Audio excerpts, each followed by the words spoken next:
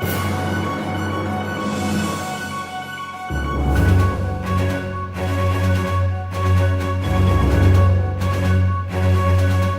everyone, TJ Aulds, I-45 now. Well, the November election period is here, and one of the big issues on the ballot this year is the county's bond referendum. And with me is County Commissioner Ken Clark. And Commissioner, real fast, let's just get a quick overview of what is on the ballot as far as the bond proposal is concerned. I appreciate that, TJ. I just want to thank you for your interest and Lake City Chamber's interest in this issue, because it's an issue that affects all of us. Basically, on August 15th, Commissioners Court voted to send to the voters an $80 million bond package, $56 million for roads and associated drainage with those roads, along with $18 million for facilities and $6 million for drainage and other improvements.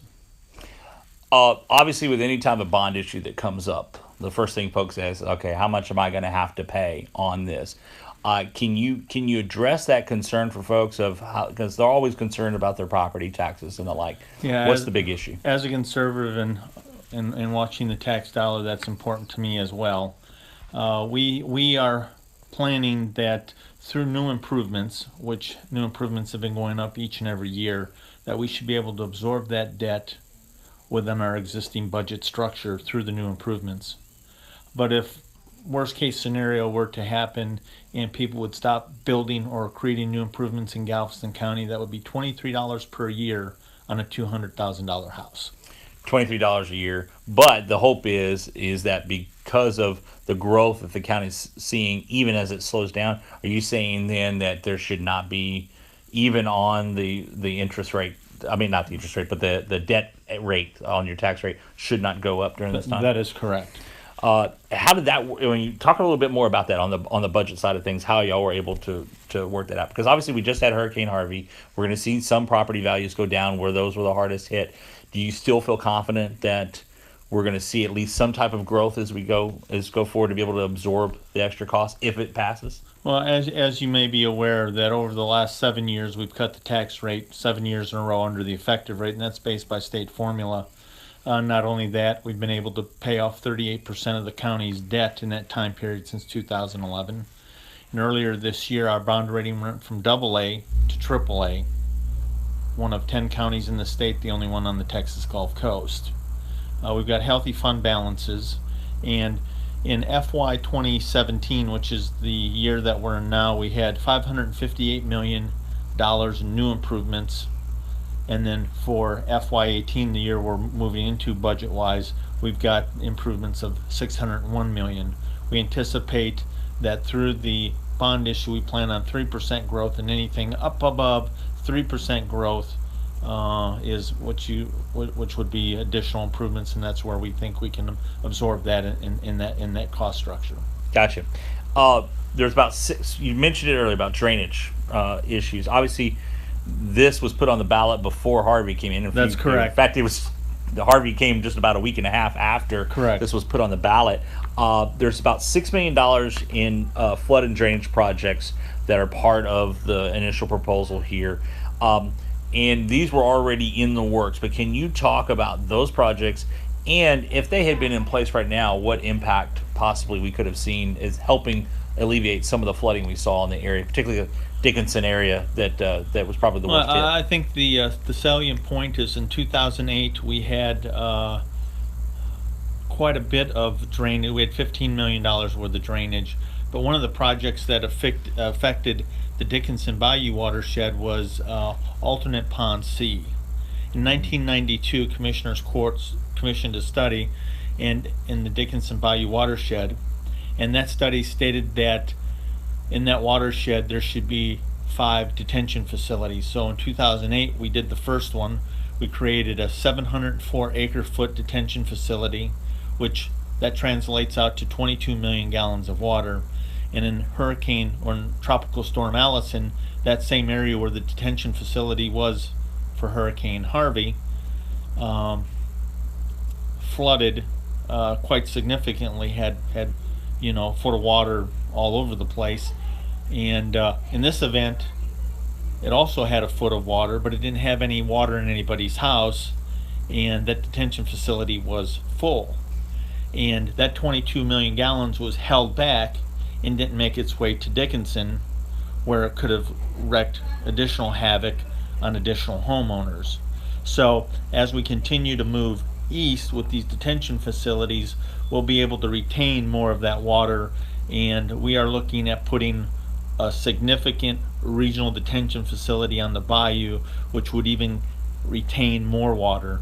And with the hurricane having happened, we may be able to leverage those dollars with state and federal dollars to where we may be able to even do a larger detention facility or do multiple detention facilities, because I feel that we need to address the Dickinson Bayou watershed while we have the opportunity before it builds out with residential homes.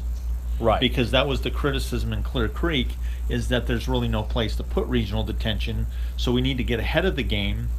But also, the county has been moving forward. We have 2 projects on Gum Bayou that are FEMA alternate projects from Hurricane Ike that we're still waiting for approval on, but those will address a number of flooding issues and detention issues in Dickinson proper. And I think I personally am committed to do as much drainage as we can do, because it makes sense. And let's stress that a little bit, because as you mentioned about Hurricane Ike, after Hurricane Ike, there was a bond issue back then as well, and you were able to, as a county, some projects that were part of that leverage the money and actually get more money because you had the federal assistance to come in it too. And from what I'm hearing you say now is you may be able to do the same thing here, even though this initial $6 million list that had different projects on it was already formulated before Harvey. What you're saying is that if this passes and you're able to get the projects approved by FEMA, you may be able to take this as the county's percentage of a much bigger project? Is that that is correct, or multiple projects, because a lot of times these projects are a 90-10 split. 10% local match, 90% provided either by the state or federal government. And if we can turn $6 million into $60 million in projects, that makes sense. Gotcha. Okay. Talk about, because the drainage issue in the Dickinson watershed area has been an issue for a long time, and it's not a new discussion about dealing with drainage. What assurances we have that if this were to pass, that this projects are going to get off the ground and quickly? Because this, you talked about the studies were done. This has been looked at as a problem before Harvey for a long time about drainage and floodage issues. How quickly can we see these projects get off the ground if this were to pass? I think we have a good opportunity. If it was a strictly local project where we are spending the $6 million, that gets moving rather quickly. But if it becomes to where we're matching another project, or we're matching federal or state dollars, we've got to go through that process. So that may take a little longer. So it comes down to is, do you want a quicker project with $6 million, or do you want a bigger project that will leverage tens of millions? That's a discussion we'll have to have on the court level, and see what works best for the taxpayers of Galveston County. Gotcha. Also on this is several road projects throughout the county, different cities, everywhere from Bayou Vista, Clear Lake Shores, League City, Texas City, Santa Fe. How'd the county come about to determine which of these projects would be a priority for this bond referendum? Basically what we did was the county judge, Mark Henry's office, reached out to each of the cities and asked the cities what projects they would like to have on a bond issue if the county were to consider a bond issue, so we could kind of gauge what projects were out there and see what was going on. Well, all the cities responded, and what we did is we did 2 formulas. The first formula was based on population of each entity by the total population of the county, and that gave us a dollar amount based on a $35 million issue. And then we took the assessed value of each municipality and splashed that against the overall assessed value, and that gave us another dollar amount. So whatever formula worked best for each city, we took that dollar amount. So even though we did a bond issue based on $35 million formula, our actual municipal projects come out to just under $40 million. And then the cities have their percentages that they'll make up as well. And one of the things that we had a forum with the chamber last week. Well, I should say, early before early voting started, and when we had that forum, one of the things you pointed out was these road projects have drainage within them as too, addressing again the Harvey issues. That's Can correct. you talk about that a little bit too? Anytime there's a road project, there's associated drainage that goes with it. As an example, in the 2008 bond issue, we had a project in downtown Friendswood, an area that had repeatedly flooded. Not only was there a drainage specific project of $1.5 million, there were two roads that were associated in downtown called Sunnyvale and Skyview. Those had flooded a number of times, but in Hurricane Harvey, those areas had not flooded. So that just goes to show you that being proactive on drainage does make a difference. Of the projects here, we're not going to go over them all right now. Which ones of these road projects in the cities do you think, or as you see, is the kind of the real significant ones that really need to get done right now? I know they all, according to the cities, need to get done, but what is the one or two that you see as significant? I think the ones that are significant are the intersection improvements on Highway 96 or League City Parkway in League City, because that traffic backs up, and if they can make intersection improvements to get that traffic moving, not only does that improve our quality of life by getting people to and from home quicker, but it also improves our air quality because cars aren't sitting in traffic. Yeah, because, and for those who may not be familiar, we have a link on our site for you to go and see all the list of the projects here at State Highway 96 and Walker, which is, for folks that are not familiar, it's where the Stripes and ACU sit. State Highway 96 and State Highway 3, which always is a bottleneck, putting in a right turn lane as well. State Highway 96 and I-45, which is a right-hand turn lane heading south down towards Galveston. And if you move that right-hand turn traffic into its own lane, the left-hand turn and straight traffic moves a lot quicker because that traffic is backing up as much as a mile in the mornings. Yeah, or more. It is a significant traffic jam there that folks are have to deal with. How about any other road projects that come to your mind? I think the other significant one is we've got some money slated for what's called TxDOT match, because when TxDOT comes in and does a project, they require the local entities to buy the right-of-way. And if we can buy the right-of-way and also have some opportunity, TxDOT likes to partners, not dependents. If we're competing with another entity and we can put some money into the mix, maybe that elevates our project quicker and we can get those projects moving faster. As an example, like FM 517 between 646 and the county line, Dickinson ISD has just built a new education village out there. That traffic is backing up, unfortunately, very bad. And I called them the other morning, as a matter of fact, is when we were meeting at the chamber, and said, hey, these lights are bad. Yeah. You need to get out there and fix it. And I got a call back from TxDOT saying, yeah, we're getting that taken care of. Even though it wasn't a TxDOT issue, it was a League City issue, that they got that issue resolved. So it's projects like that. We'd probably do a phase one on that. And then we also have a segment of Highway 146 that's still 2 lanes, address that issue. We also have 646 between Highway 3 and 146 that has been advanced through HGAC, which I sit on the Transportation Policy Council as second vice chair.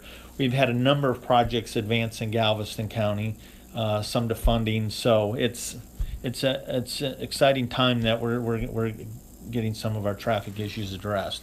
And then of course, there's the big one, is Pelican Island Bridge. I was just about to ask you about that, because that's one of the things some folks may not have heard about yet, but as far as being part of this, but the Pelican Island issue has been something that the county has been looking at for a while to address, of redoing that bridge to go over to Pelican Island. Let's talk about how this would be part of helping that project move forward. That's a good question. I'm happy for the opportunity to address that. Pelican Island Bridge was built in 1958. The owner of that bridge is the Navigation District. The Navigation District is a taxing jurisdiction east of 103rd Street on the island. It's a drawbridge, so when a larger vessel comes through, a sailboat or a shrimp boat comes through, the bridge lifts and they go through and then they close it. that bridge is considered by TxDOT functionally obsolete. The bridge is so old that the lift mechanism that's under the water is of historical significance and will be pulled out of the water and put on display with a plaque stating such. So I find that interesting. When you mentioned that when we were doing the League City Chamber Forum, that tells you something about the age of a bridge. That is correct. That the moment you remove, it's being used now. The moment you remove it, though, it's a historical artifact. That is correct. That's something else. And as I stated earlier, that's not a county bridge, but we see in the county that there's a need to address that, because Pelican Island is one of the largest land masses in the country that has deep water access that doesn't have rail access. So we originally got interested in Pelican Island rail access so we could create economic development. Because if we could create economic development on Pelican Island, those primary jobs that would be related to shipping, we could create some assessed value and relieve some of the tax burden off some of our residential taxpayers. And it's something that we need to have vision and leadership on moving into the future. And so how about roughly how much, if this bond issue were to pass, how much do you see from the county contributing to the Pelican Island? Well, we've got slated in this bond issue $5 million. We've got a number of prices, and part of the reason for doing the bond issue was because of the Pelican Island Bridge. TxDOT realized the functionally obsolescence of the bridge because they're the bridge inspectors. And TxDOT stepped forward and committed $15 million a year for 3 years, or $45 million, to rebuild the bridge on Pelican Island. They've never done that before. But they need an entity to step up and be the financial lead on that project for us to be able to secure that $45 million. So I felt it was important to have voter approval to spend $5 million of taxpayer county money on a bridge we don't own.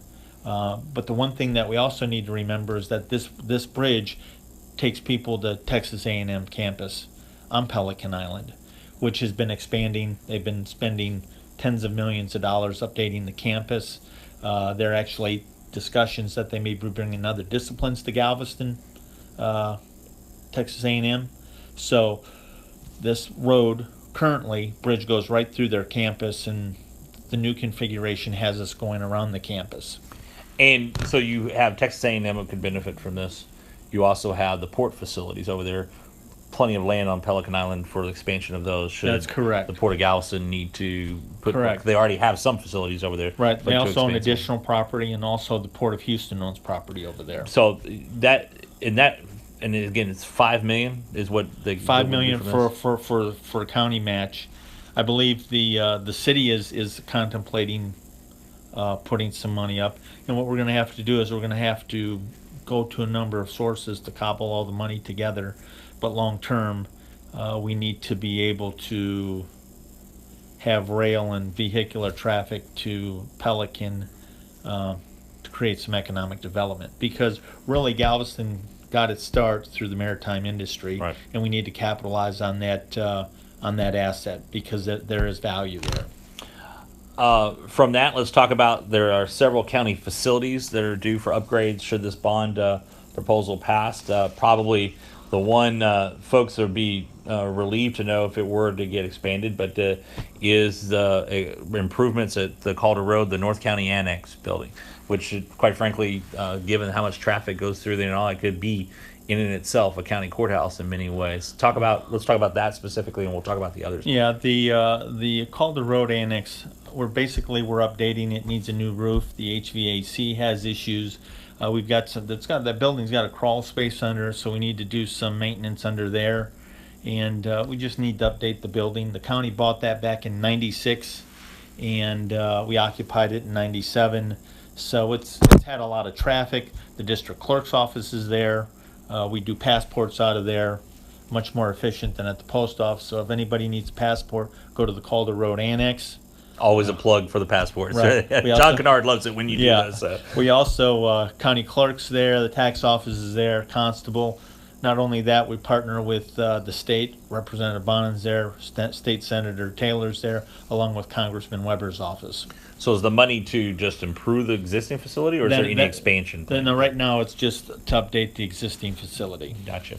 Another one would be for folks over in the San Leon Baycliff area, probably the oldest of the county facilities that are still around that they're using over there. Some improvements to be done there too, should this pass, right? Yes. We also are looking at possibly replacing those two buildings with one building. We have to go in and look at to see the condition of those facilities today to see if we're better served to replace or repair. But we didn't want to do that investigation until we come to the voters and get their blessing. Had the funding up front and then Right. go from there. One that I'm sure that the district attorney's office and every law enforcement agency in Galveston County would be glad to know, should the bond issue pass, that'll get work, the medical examiner's office. And Yes. if this passes, talking about moving it from its current location behind Mainland Medical Center down to the old, where folks may be referring to the old county health district offices. The environmental health building. Yeah, the environmental health building that was down there in Lamarck. Talk about that, because that's a big project, and one that's been needed for a That's long correct. time. That project would be $6.7 million. That a project would double the size of that building, redo the roof, get the AC, turn it into the state-of-the-art facility. Because when our original medical examiner's building was built, it accommodated a population of about 600,000. And you're saying, well, Ken, the county doesn't have 600,000 population. You're correct, but UTMB has a contract, and they actually administer our program, and they've contracted with Brazoria County, Fort Bend County, and Matagorda County, and they do autopsies for a fee for those other counties. So by us, by virtue of that, we're actually servicing a population of 2.6 million people now, and we need a facility that reflects that and can accommodate that expanded service.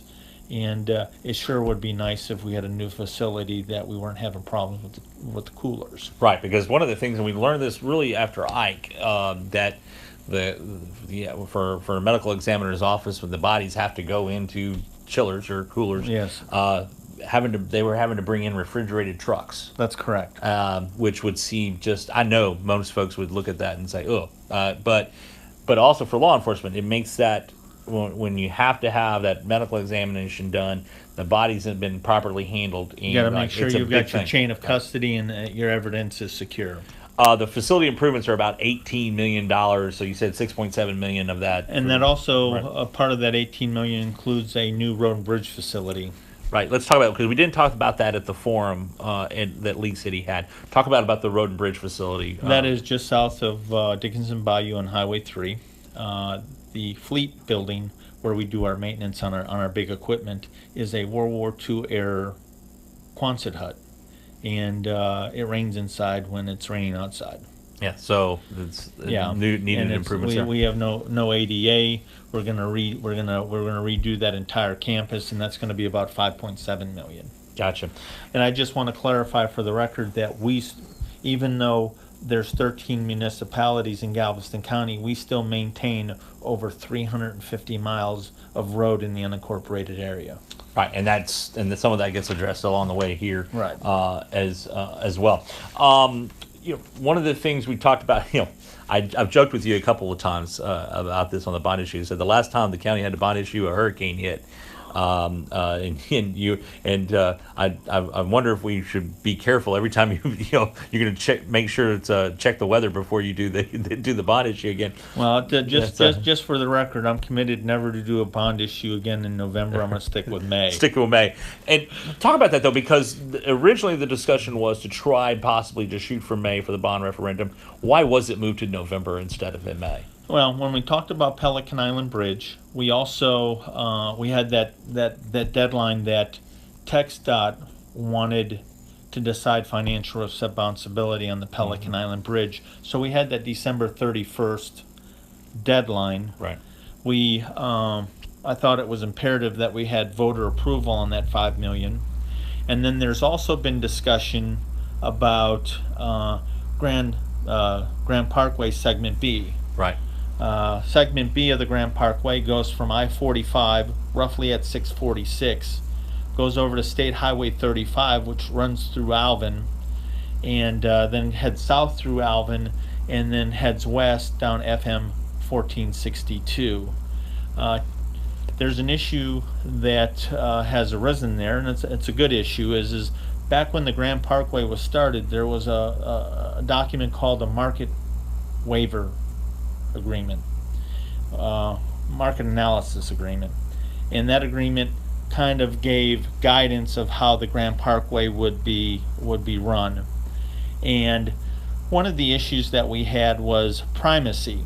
Primacy is an issue of who's going to build the Grand Parkway. Being that it's in our jurisdiction, Galveston County could build the Grand Parkway and create our own toll road authority.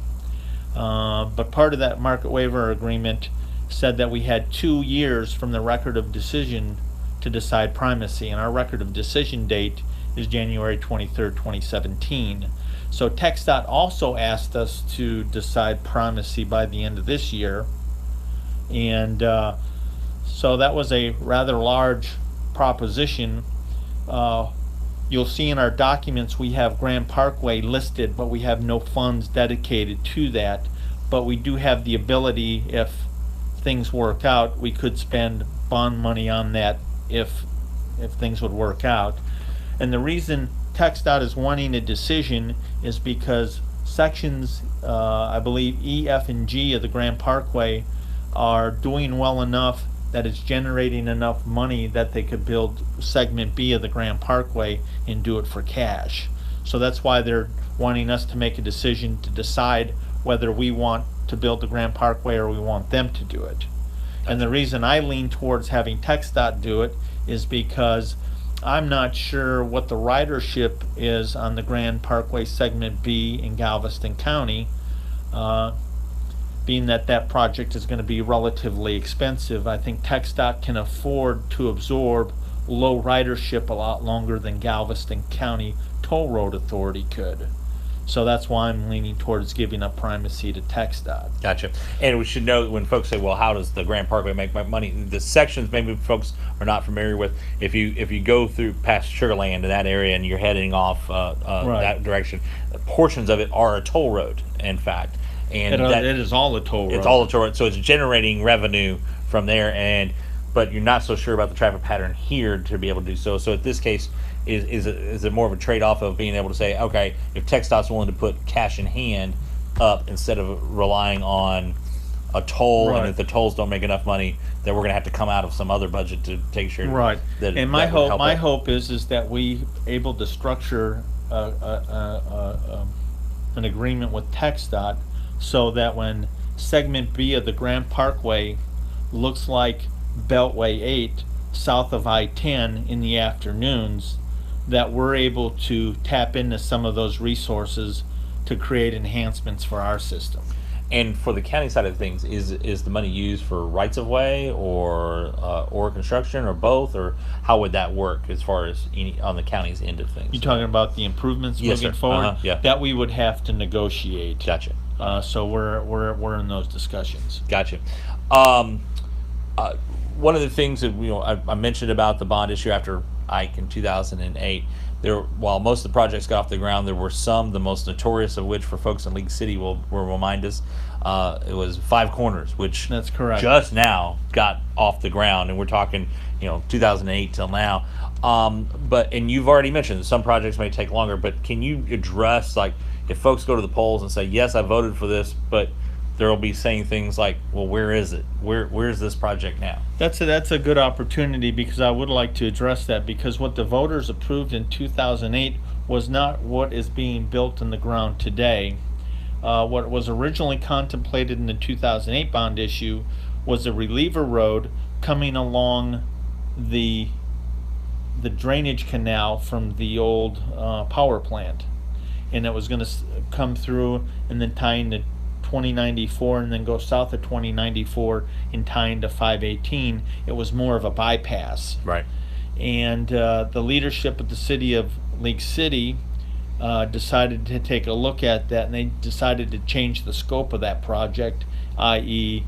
the situation that we're in now, it's just getting done. So it's more of a kind of the local decision of not wanting a bridge to come through town to go Right. just redo the intersection more to increase the traffic Right. flow that had made that delay. It wasn't the money wasn't there or anything Right, like that's that. correct. Like that. And how does that work though on these projects? Because obviously, if the voters pass it, and the county's putting up money and they're working with the city, you got to work with the other municipalities. What does the county do in those cases to kind of push folks along to make sure? We just try to encourage, and that was somewhat of a unique situation. The bulk of all the other projects got done timely, or even Right. some of them got done early. Gotcha. Louisiana Street was also on that bond issue between 518 and Hewitt Road. That project's been done a long time. We brushed by this a little bit earlier, but while we had the list of projects by the folks, and folks, you'll see this. We'll have a link for you to look at this list here in a little bit. What folks are voting on the ballot don't have the projects themselves specifically on there. That is correct. But while these are what the goals are, there is some flexibility if these were passed, if the priorities change. Harvey may change a lot of things. For example, that there will be some discretionary movement that can be done for some projects, maybe even add some projects or move some around. Is that possible? Yeah, that would be the wise thing to do. Things are different today than they were on August 15th when we passed this. You mentioned something too in the forum we did with the chamber that the language on the ballot had to be specific as far as because it's a notification to the communities. Can you explain that? So when folks see that on the ballot, what that means? Yeah.